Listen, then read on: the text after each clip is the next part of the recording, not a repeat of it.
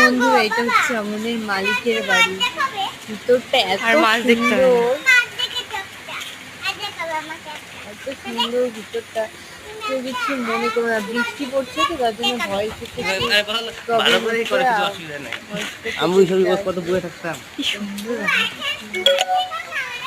Garden টাইপের।